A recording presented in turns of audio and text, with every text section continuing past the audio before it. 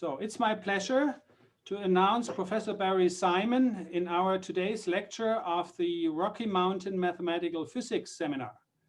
Professor Simon is the Emeritus IBM Professor of Mathematics and Theoretical Physics at CalTech. He is internationally well known for his fundamental and broad work in mathematical physics and analysis. And to many of us, he is well known because of his 4-volume book together with Reed on methods of modern mathematical physics. More recently, he has published a 5-volume monograph or compendium called a comprehensive course in analysis, which also consists of several thousands of pages. Today, he will speak about reflection positivity as a tool in the theory of phase transitions. Thank you, and now it's your turn. Okay, so share screen.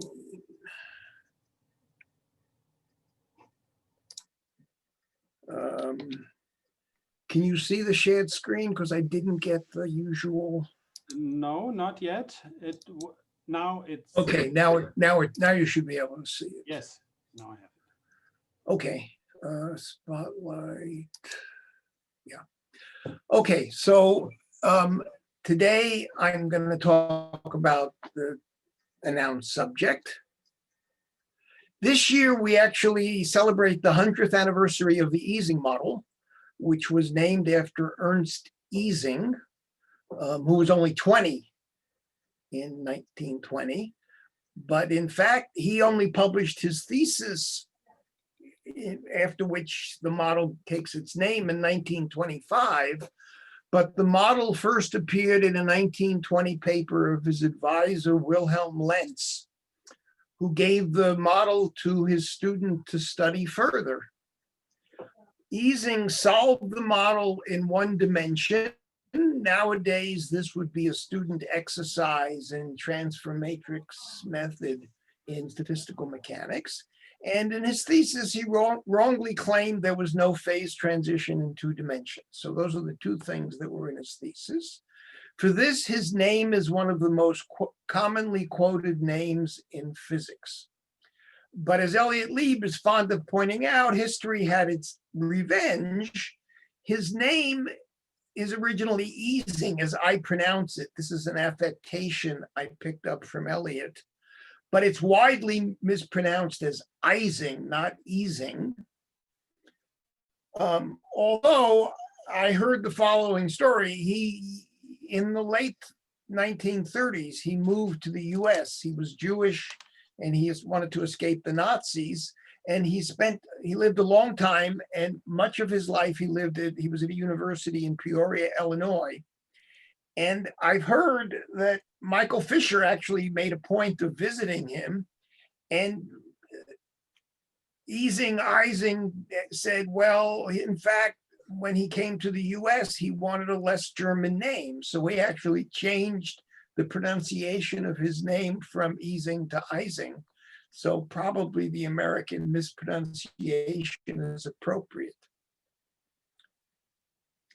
I actually prepared this talk, so I want to mention that the work I'm going to discuss in the talk is 45 years old. I prepared the talk actually there was supposed to be a 100th anniversary of the Ising Model conference in Paris last June, which was canceled for reasons that you can guess. They hope to reschedule it this summer. And I gave Marcus a choice of subjects that had more physics than some of my other talks, and he picked this one. And I'm glad to give it because it's old material, and I apologize for people who know it well, but it's pretty material and it's fun to talk about. In any event, the anniversary is a good excuse to celebrate all we've learned about phase transition using this model, more generally the so-called discrete lattice gas models that generalize it, and especially the Heisenberg model. So the Ising model, I'll describe it in a moment, has up-down spins. The corresponding Ising model has spins which are vectors on a sphere, a 2-dimensional sphere. My goal here is to recall and review a technique called reflection positivity as exploited in the use of infrared bounds, which was something that was invented by Jörg Fröhlich, Tom Spencer, and me. That collaboration will henceforth be called FSS.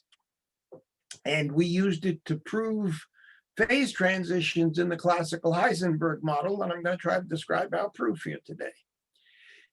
I'm also, if there's time, going to discuss something called the chessboard Peierls argument, which was first developed in some quantum field theory models by Glim, Jaffe, Spencer, and some spin models by Fröhlich and Lieb.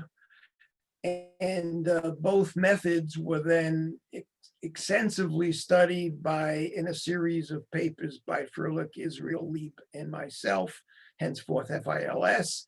And I'll say something about that at the end of this time. I'll also make some reference to work on quantum phase transitions by Dyson, Lieb, and me, henceforth the DLS. I will, as I said, say something about quantum spin systems, but I'm only going to formally discuss classical spin systems. So my spins will be d-dimensional unit vectors with the spherically symmetric measure. D, though, can be one. The one-dimensional sphere is, of course, the points plus or minus one in the real line. So that's what describes the Ising spin. And then the measure is counting measure. It's just giving each point weight a half. Otherwise, it's normalized spherically symmetric measure. So D equals 1 correspond to what's called the Ising model. D equals 2 is what's called the plane rotor model. And D equals 3 is what's called the classical Heisenberg model. The underlying Hamiltonian, so you put your spins in a box in Z nu, so a finite box in Z nu. The spins are labeled by a point in the box. You sum over J and K in the box, sigma J dot sigma K. These are in general, when D is different from 1, vectors. So this really is a vector dot product. And this J is the coupling of the spins between J and K. In the most common case that I'll mainly study, J is 1 for nearest neighbors and 0 for all other pairs. So you just have nearest neighbors. And the significance of the minus sign here is, of course, systems want to be in states of low energy. To get the lowest energy with a minus sign here, you want this product to be positive. So there's a tendency for the spins to point parallel. And I'm going to need boundary in such a box. You normally need to put in boundary conditions. You could just do the sum over these J's and K's. That's sometimes called free boundary conditions. I won't discuss that at all. The two most common boundary conditions are one called plus boundary conditions, which I will not use much, where outside the box you imagine all plus spins, and you have sums here over also the J's and K's that are outside the box, but the spins are all pointing along to the north pole of the sphere. And the other case is periodic boundary conditions, where you take the box and think of it as a torus, and then you have, for example, nearest neighbors around the edges of the torus. And that's what we'll consider most as periodic boundary conditions. And I'll say more about the statistical mechanical formalism in a few minutes. One of the interesting developments in the 1970s was the close connection that was discovered between quantum field theory in what's called the Euclidean region and the statistical mechanics of lattice gases. This was found independently in the mathematical physics literature and in the theoretical physics literature. Guerra, Rosen, and I first found it. We did work starting in 1972. We had a long paper eventually in the Annals. And 2 years later, Wilson, who not only I think was unaware of our work at that time, but probably to the day he died was unaware of our work. He also developed similar ideas. We only looked at Bose theories in 2 dimensions. He had a much more general context, and particularly he had the idea of looking at lattice gauge fields, which have been exceedingly useful in the study of gauge theories. Both rely on the fact that Euclidean quantum field theory has an underlying structure that involves a Laplacian. If you discretize a Laplacian, that becomes a lattice theory with nearest neighbor interactions. So the discrete Laplacian is exactly an operator that has ones at nearest neighbors and 0 everywhere else. And that's the connection. On the math physics side, the first use exploited statistical mechanical ideas. Namely, we found correlation inequalities in the original paper. And then Bob Griffiths and I discovered that there was also actually a Li-Yang theorem. And this was a very useful technical tool in quantum field theory. The story that we're going to talk about here is that it was later found one could go in the other direction and use ideas that originated in Euclidean quantum field theory as a technical tool to understand phase transitions in statistical mechanics. So I want to give you a 1-minute course in Euclidean quantum field theory. So one of the things that was realized by Pauli around 1940 was the positivity of the Hamiltonian implies some analyticity in quantum field theory. Essentially, in quantum mechanics, we have unitary operators, e to the minus ith. If h is positive, then you can analytically continue. You can take t from the real axis to anything with a positive imaginary part, and it even becomes a nicer operator.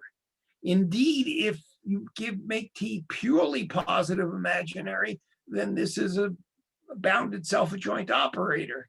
So in fact, you could think of the unitary operators as boundary values of some function in the region where I said a positive imaginary part, but of course I meant the negative imaginary part to be sure that, yeah, minus I times, you got something negative there. About 1950, my advisor, who was not my advisor then because I was only 4 years old in 1950, but in 1950, Arthur Whiteman decided the way to separate sense from nonsense in quantum field theory was to axiomatize it. And he used this idea of Pauli as a central idea. To Gording and Whiteman, quantum fields were operated value distributions, and their vacuum expectation values, the Whiteman functions, were ordinary distributions.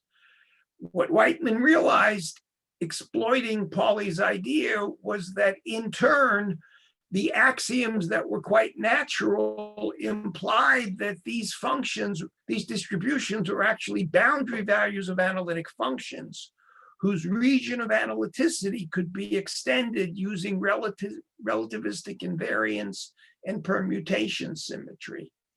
Included in the region of analyticity was so-called Euclidean points, where the time differences were pure imaginary and the space differences are all real. This is called these are called Euclidean points because the Lorentz metric, which has a space squared minus time squared, when time is pure imaginary, it becomes plus time squared. It becomes a Euclidean inner product.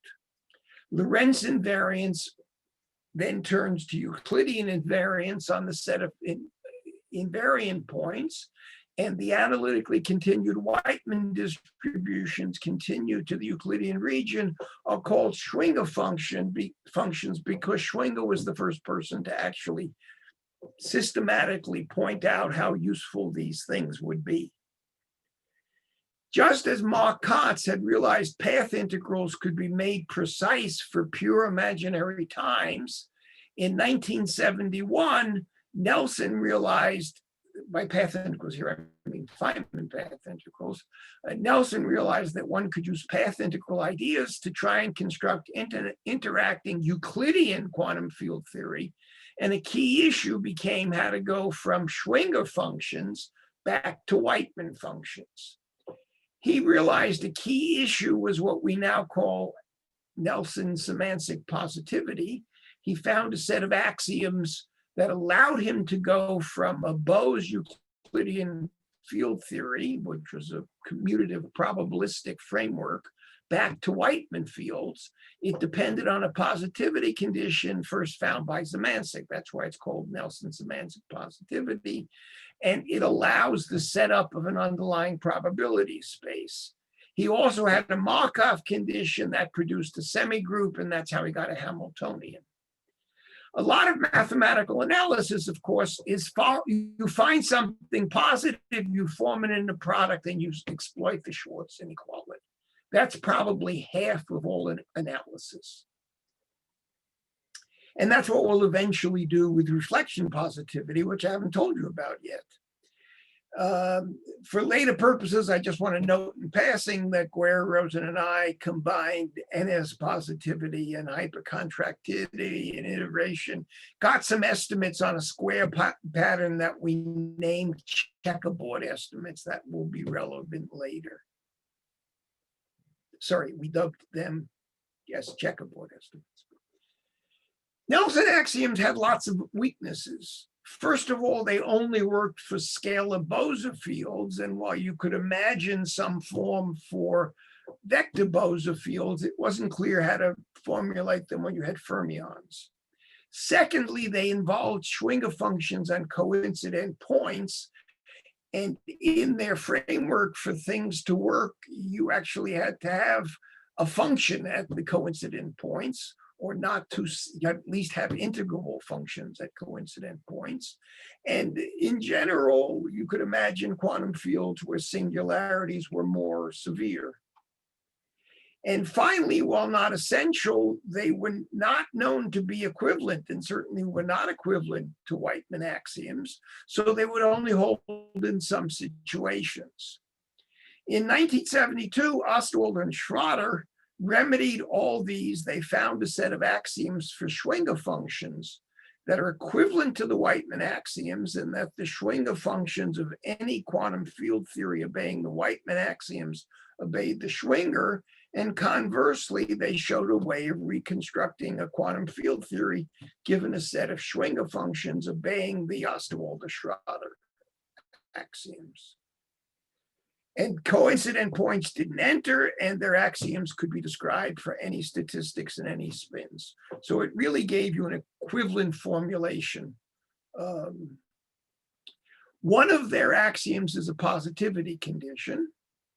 So to describe it in very brief terms, we have these fields, which I want to think of for the moment as operators defined at distinct Euclidean points, x. So x is now a Euclidean point. I have a linear function on, I'm going to suppose there's a single field. I have a linear function on these polynomials in these formal fields. And the Schwinger functions are actually what you get by applying the linear functional to products of these underlying operators. Let's let A plus be the polynomial in the fields when x is in the upper half space. So by that I mean positive in this new time variable, which is of course imaginary time, and A minus be the corresponding algebra of polynomials where the x's lie in the lower half space, lower half time, I don't know how to define it. And theta plus is what you get by taking a set of polynomials on the top and just reflecting the points. Take the same polynomial with reflected points. Then OS positivity says for any polynomial in the upper half space, one has that if you take f and you multiply it by theta of f, and you take L of it, you get something that's positive. Now, this obviously sets up, particularly if you let things be complex valued and you add a complex conjugate into the definition of theta, this allows you to set up a sesquilinear form and therefore a Hilbert space structure. And they use that to set up a Hilbert space on which they were able to define the Whiteman fields. Okay. That's all background to explain what I really want to talk about, which is spins in this box lambda, which I want to suppose has an even number of vertices in it. You'll see why in a second. I want to put on periodic boundary conditions, and I can slice the box in half in a way that just crosses bonds, because the box size is even. If I split halfway down and I do it periodic in the other direction, I split, because it's even, I'll split also halfway around. There's a natural reflection theta on spins in one half of the box to spins in the other half that extends to a map of polynomials on the spins. Statistical mechanics involves describing probability function states on the set of all polynomials in the spins, expectation values. A state is called reflection positive if for any polynomial in the spins of theta plus, we have this, that should be greater than or equal to, we have this positivity condition. So what's an example? Suppose first we consider uncoupled spins. What uncoupled spins mean is you take a product measure of probability measures at an individual site, all the same. So you really take a common distribution for all the spins. It's a product measure of identically distributed, if you will, independent, uncoupled random variables.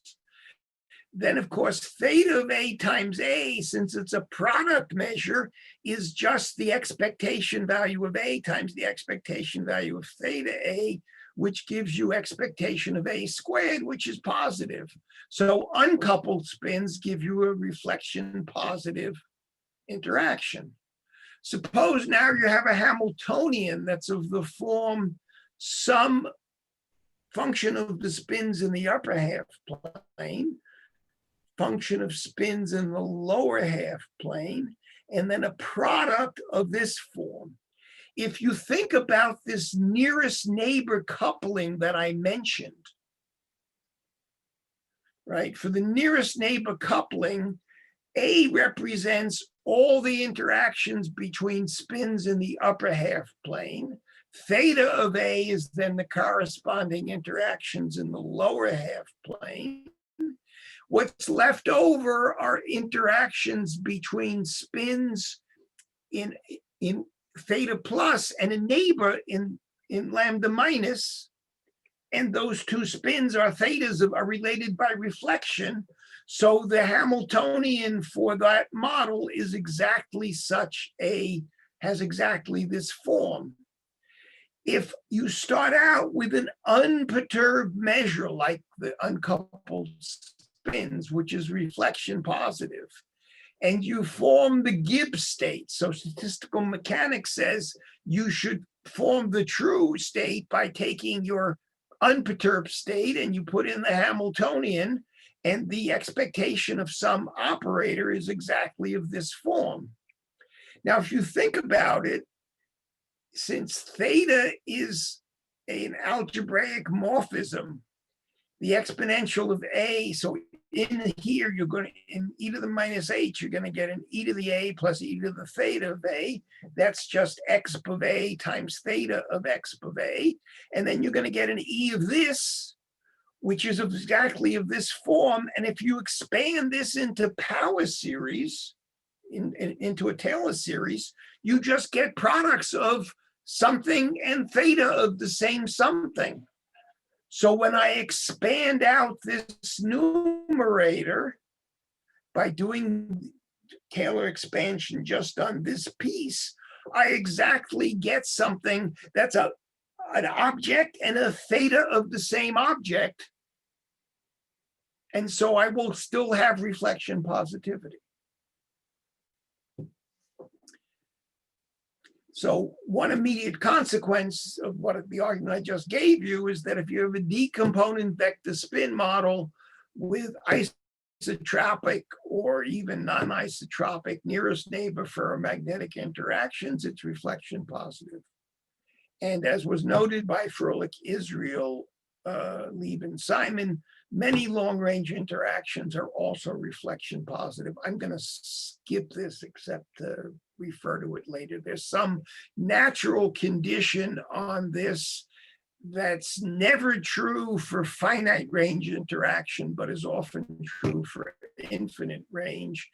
And we found, therefore, a whole bunch of one-dimensional 1D ferromagnets that had reflection positive interactions. And a special case that will be important later is if you take a pure power decay, this is a reflection positive J in terms of the corresponding interaction. So that's something I'll mention later. Okay. So in 1936, Rudolf Peierls found an argument that proved first-order phase transitions for the Ising model in 2 dimensions. Some physicists, this was a fairly mathematical argument, and some physicists didn't really believe it because it was too mathematical for them and only believed it had phase transitions after Onsager found an exact solution from which you could sort of observe there were phase transitions. However, his argument really doesn't work when there's continuous symmetry. So the D-Rotor model, when D is different from 1, has a continuous symmetry. And in 1966, Merman and Wagner proved that in 2 dimensions, the classical Heisenberg model, and their method works for any decomponent classical model, does not have a broken symmetry.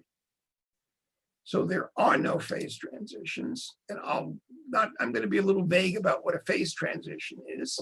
And I want to now turn to the proof that Froelich, Spencer, and I found using reflection positivity that in more than 2 dimensions, so in 3 or more dimensions, the classical Heisenberg and in general, the D-Rotor model has a phase transition. So I want to consider a box lambda with periodic boundary conditions, some state defined as I did before with Gibbs rule. I define the magnetization, which should have a lambda on it, but I'm going to be vague about that, but it should have a lambda on it, as the average of the spins over the box. If you think about the spins as being little magnets, this is the obvious, this is the average magnetization of the spins in a given state. One sign of a phase transition, I claim, is that if you compute this square in a box, then if the lim inf is strictly positive, this is an indication that this, in bulk, the spins want to point parallel. And it implies many other notions of phase transition. For example, one can show the derivative of the pressure with respect to an external magnetic field has a discontinuity of at least 2m. So if this condition holds, then automatically you know that the pressure, that the magnetization is discontinuous. that as you pass through, turn on an external magnetic field, as you pass through zero field, the magnetization jumps, which is exactly what one normally thinks of as there being a phase transition.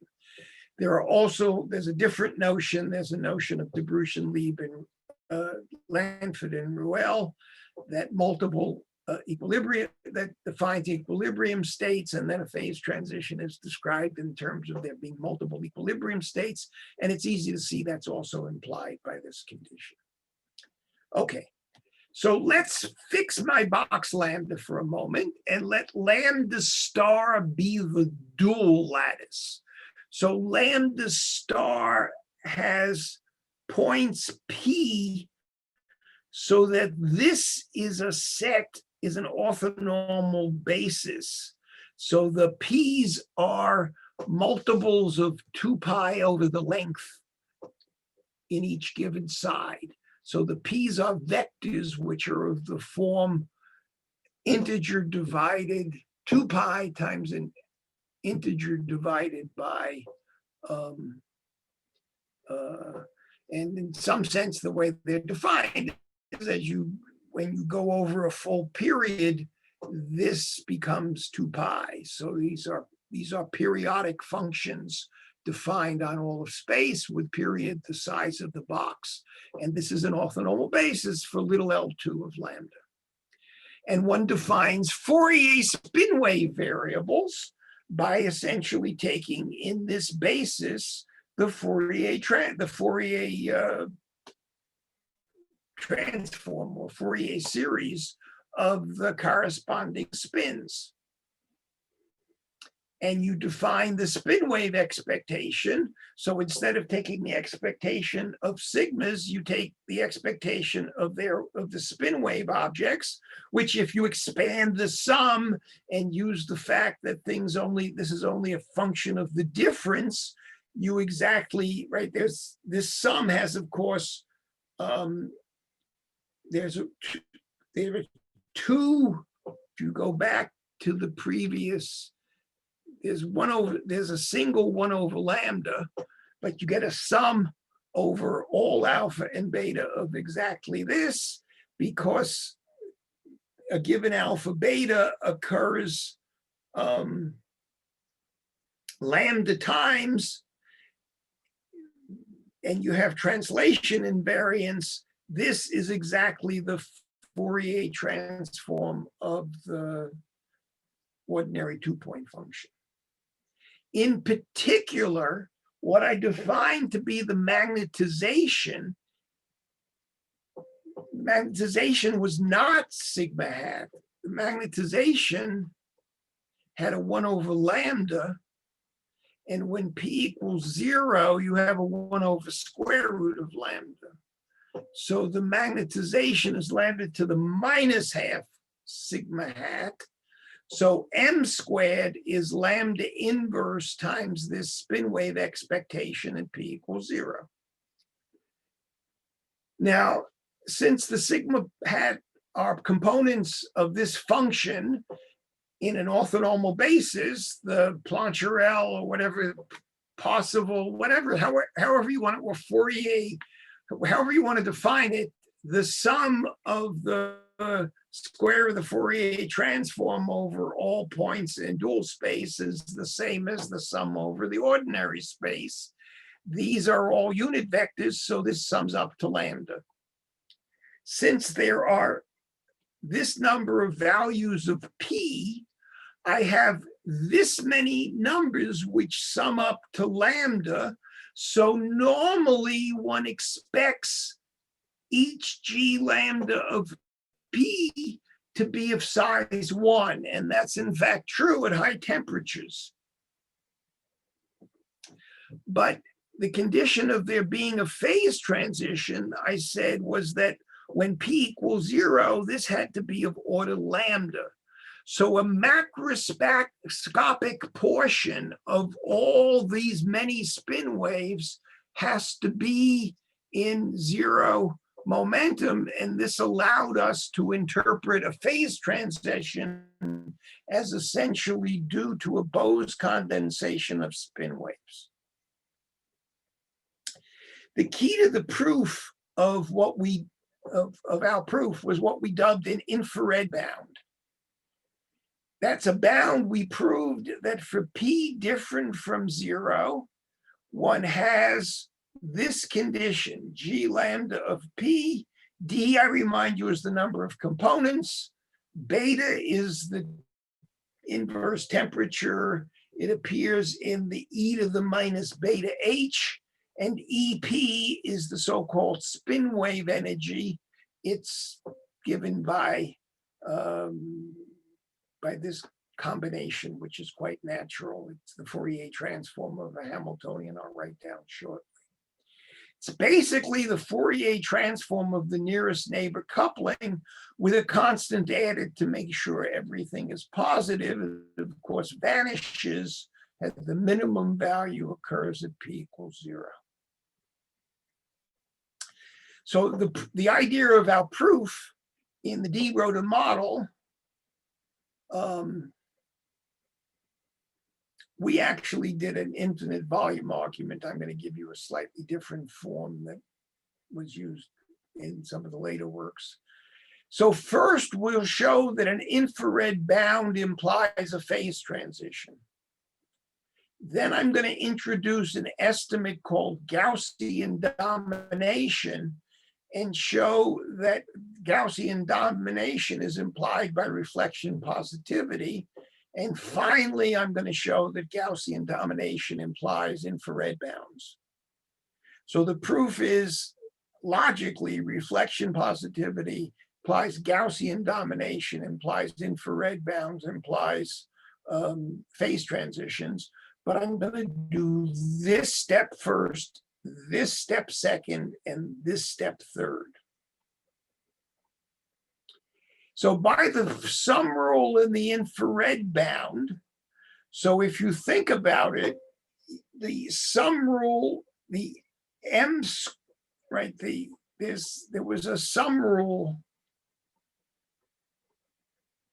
that's sitting here. So G of 0 divided by lambda, which is related to M, is 1 minus all the G's different from 0. And when P is different from 0, you have the infrared bound. So what you see is that this lim inf is bigger than 1 minus the limit of the sums. The limit of the sums is an integral. So you get this strict lower bound. And the point is, as I said, because the lambda star fills out this product of intervals. And for small p, one notices that E of p looks like 1 over p squared. So this integral diverges in 2 dimensions, but it converges in 3 or more dimensions. So in 3 or more dimensions, this integral is finite. When this integral is finite, when beta is sufficiently large, this quantity is strictly positive. So the way to think about it is that the infrared bound, since it has a 1 over beta in it, as beta gets very large, so as beta temperature gets, yes, as beta gets very large, 1 over beta gets small, it pushes down this G function. But since the total G function has a finite sum, pushing down everything else forces a delta function, a pop-up of a residual that is the sign of this spin wave condensation at 0 momentum. And indeed, you conclude that there is a phase transition as long as when beta is at least beta C, and this critical beta is dominated by d over 2, this integral I of nu. You can compute I of 3 exactly in terms of elliptic integrals. I want to compare our inequality with the exact value. By exact value, I mean things obtained with what are called high temperature expansions, formal arguments, but it's known where the phase transitions occur. There are also numerical estimates, but for the Heisenberg model, classical Heisenberg model, the critical temperature is 1.44, and the lower bound we get on it by this method is pretty good. And it's not bad for the Ising model. Okay, that finishes the explanation of the step infrared bound. The last of the implications implies phase transitions. Now I want to tell you what Gaussian domination means. So since constants in H don't matter, we can, and sigma alpha squared is 1, we can write H in this form without changing the states. And that's a convenient way of writing the interaction. Let's take an arbitrary set of numbers, H alpha, in real numbers, real vectors rather, and let's form this quantity. So when H equals 0, this is just the normalization integral in the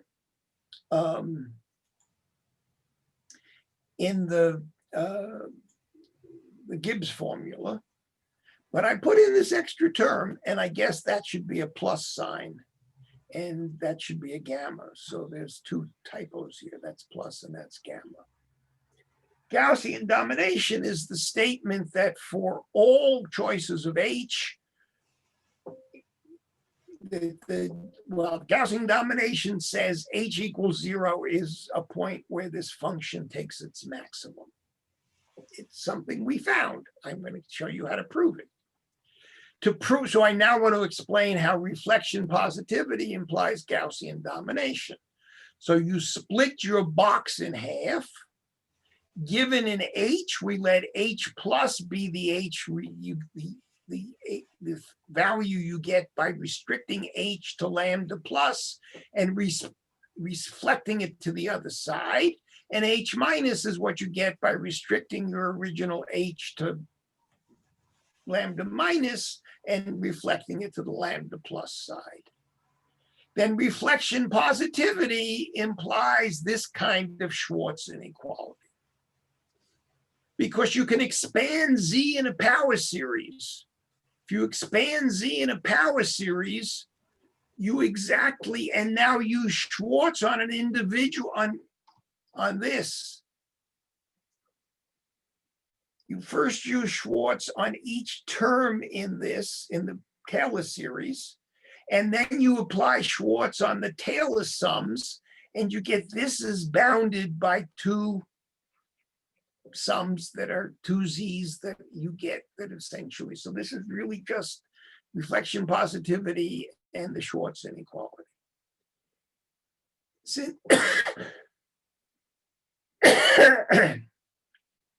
Since this function Z, excuse me, is invariant under adding a constant to all the H's, we can fix an alpha naught and take H alpha equals 0. Once we do that, it's easy to see that this Z goes to 0 as any other H alpha goes to infinity, because the differences in the exponential, which are being squared, goes to infinity. And so it follows that Z takes a maximum value at some point H naught. Given any point H naught, let's let Q of H naught be the number of pairs of nearest neighbors which have unequal values of H. And I want to pick in H naught where Z takes its maximum, so this number of pairs where they're unequal is as small as possible. If I prove that Q is 0, we're done, because since H alpha is 0, if Q is 0, then there are no unequal pairs, and then H0 is identically 0, and that's what we wanted to prove, if the maximum occurs when they're all 0. So let's suppose it's not, it's the minimum that we, that the minimum, the maximum point where Q is minimal has some number of unequal bonds. So let's pick a particular unequal bond and let's cut the torus along that bond and use this last equation, the Schwarz inequality that I wrote down. And it's easy to see that either the H plus or the H minus has to have a smaller value of Q, because across the bond where you cut them, they now have equal values. And before they had unequal values, and it's easy to see that, anyhow, it's fairly easy to see that one of them has to have a smaller value of Q. This is a contradiction. So the minimum value of Q is 0, and this proves Gaussian domination. Finally, I want to show you that Gaussian domination implies an infrared bound. Fix all the H real, use the fact that Z of lambda H is maximized at lambda equals 0. So the second derivative of this is negative, because it's a maximum or non-positive. And this implies this inequality. You just compute what the second derivative is. If you now take a complex H, this is only true for real H's, and add up the terms for the real and complex parts, you see this actually also holds with the absolute values for complex H. Take H to be a plane wave, and if you take H to be a plane wave, you will quickly see this gives you exactly the infrared bound, because this term from the plane wave gives you exactly a spin wave energy. This gives you the Fourier transform, the square of sigma p.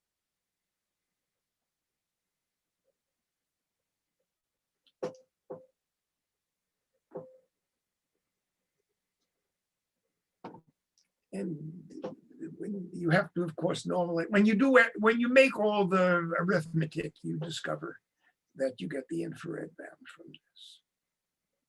Okay, so that actually completes the proof. It's of how you get phase transitions in these models. I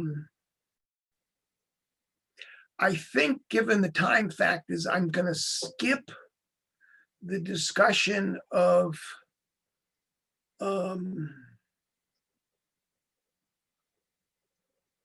no, I do want to mention this. So using correlation inequalities, Dyson had proven that for 1D models with power decay between 1 and 2, you had phase transitions. These are all reflection positive, and it turns out for exactly this set of values, this quantity has this integral finite. So that lets you see that using infrared bounds, you can recover Dyson's result for Ising, but more importantly, he couldn't get classical Heisenberg because he used correlation inequalities, which don't hold for classical Heisenberg. And so we also extended his result to classical Heisenberg. While this talk is about classical statistical mechanics, I'd be remiss if I didn't at least mention the Heisenberg ferromagnet and antiferromagnet.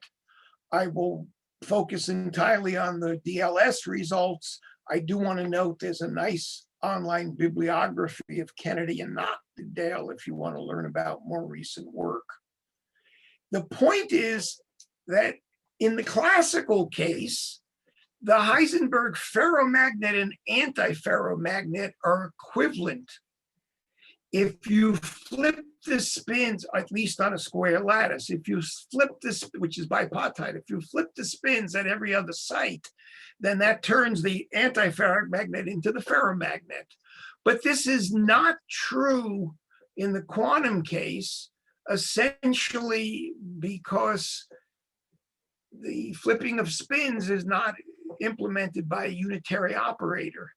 And if you take two quantum spins, say spin a half spins, the maximum value of sigma 1 dot sigma 2 is different from the negative of the minimum value, which of course, if there were a way to implementing spin flip, then they'd have to, unitary way, they'd have to be equal.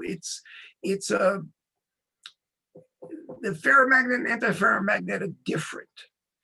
Algebras for quantum spin systems are non-abelian, so the right form of reflection positivity is subtle, but we were able to prove reflection positivity for the antiferromagnet. If you define the reflection, you put a spin flip into a sign flip of the spin into the definition of reflection.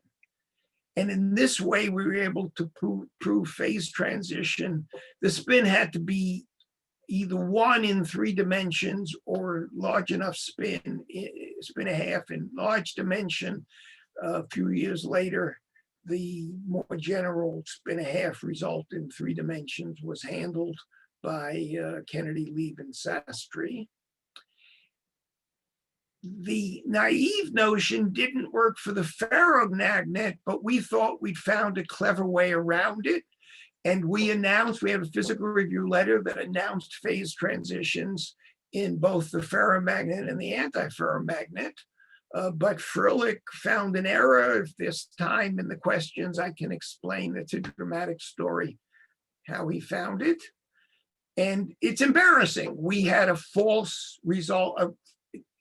We had an announcement with the result isn't still not known to be false, but it had a false claim that we'd proven something. But I know that almost 50 years later, there's still no rigorous proof of phase transitions in the isotropic Heisenberg ferromagnet. So we're a little less embarrassed. It remains true that these methods that I'm describing today remain the only way of rigorously proving non-abelian continuous symmetry breaking in a non-abelian symmetry group in quantum systems or in classical systems. It's a remarkable fact. I remember commenting once we found the error to my co-authors that it's a good thing we weren't schmo, schmo, and schmo, because this is not the kind of mistake you could get away with if you were a young, unestablished. But in 1976, all of us were already pretty well established. I said in the remaining time, but I really don't have much time. So I want to just say you can also use reflection positivity to supplement Peierl's arguments, and I'm not going to explain, but you can look at the slides. I close, of course, with a word from our sponsor. One doesn't want to avoid the opportunity to do some marketing. So as mentioned, about 6 years ago, the AMS published a 5-volume set of texts that I'm still surprised people don't seem to know. I mean, well, it was about 2 years after this appeared, and they now know. I met someone who said, I taught a real analysis course, and it was just great to have Reed Simon as a reference that I could steal from stuff from. I said, I have a more recent book that does real analysis. Oh, I didn't know that. So there's real analysis, basic complex analysis, advanced complex analysis, harmonic analysis, and operator theory. And the way to think about it is this has twice as many pages as Reed Simon. But because Reed Simon is currently published by Elsevier, and this is published by the AMS, it's half the price. And finally, I have a recent book published by Springer called Lovin's Theorem and Matrix Monotone Functions. Thank you. Be glad to take questions. So let's first thank the speaker. Please unmute. Thank you very much. Yeah, Barry already mentioned it. So we please come up with questions.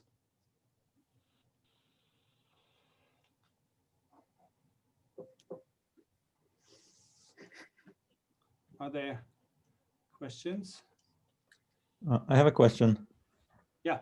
Yes. So I'm interested more in the quantum case. So, and you mentioned briefly this your paper with Dyson and Lieb, I think. Yes.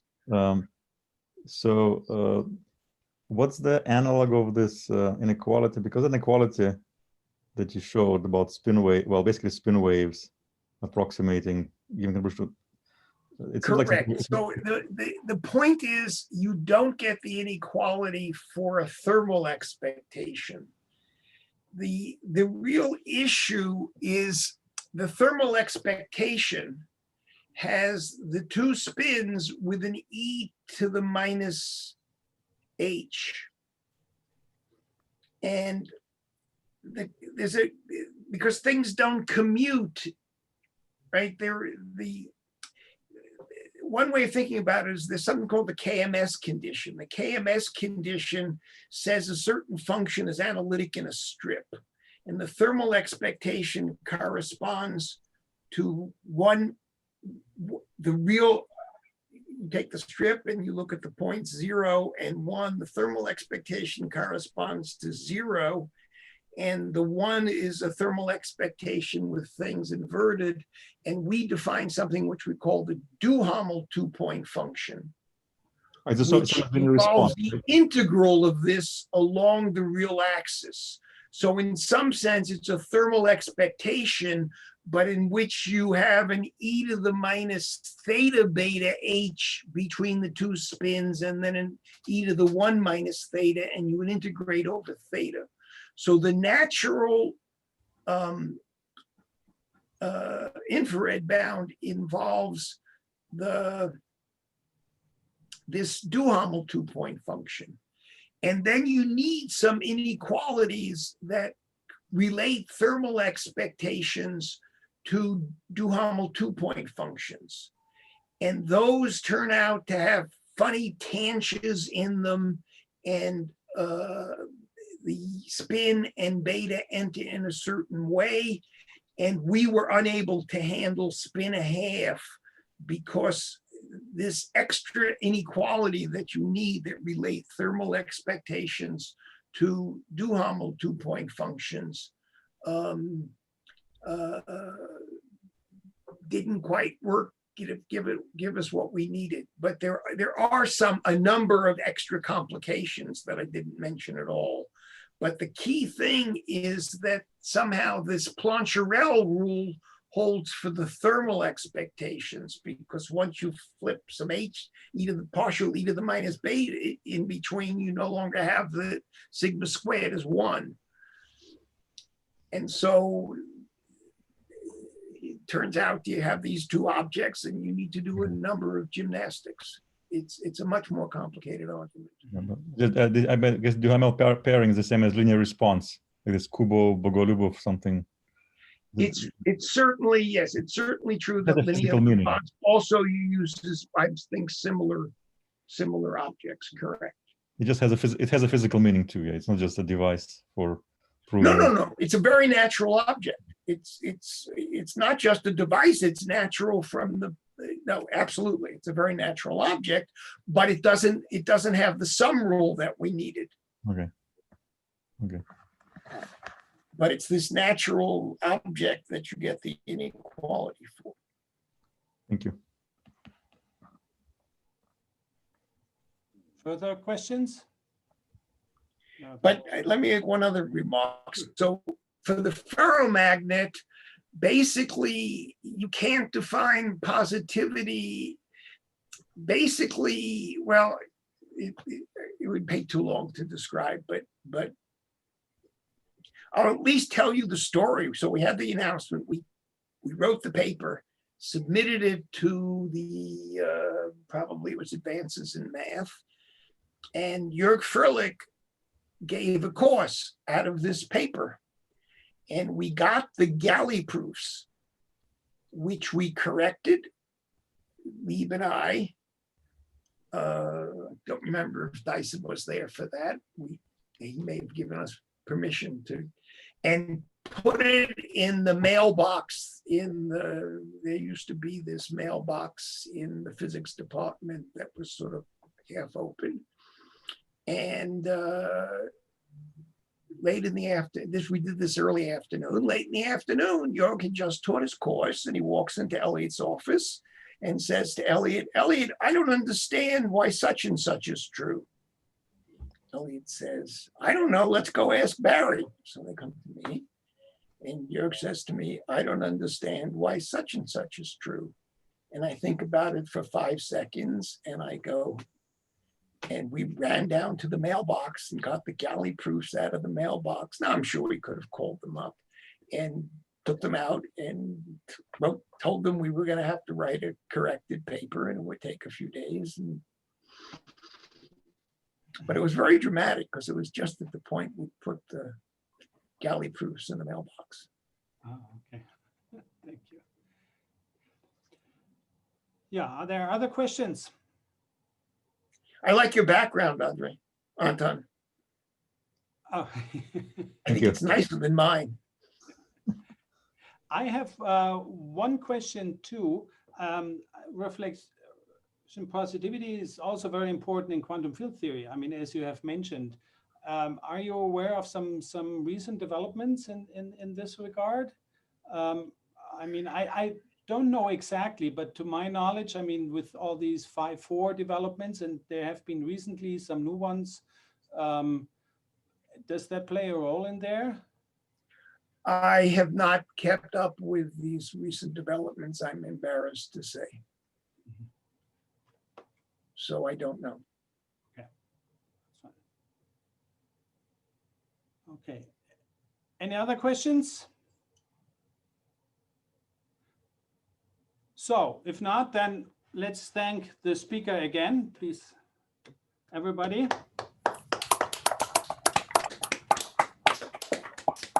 Okay, thank you very much. The next talk will be in 2 weeks by Andrew Hamilton, and I thank Barry again for giving such a great talk, and enjoy the rest of your day. Thank you. And I want to remind you that my next talk in Colorado, as it were, is tomorrow. Yeah, true, at 2 p.m. again. Okay, thank you. 2 p.m. for some of you. Bye.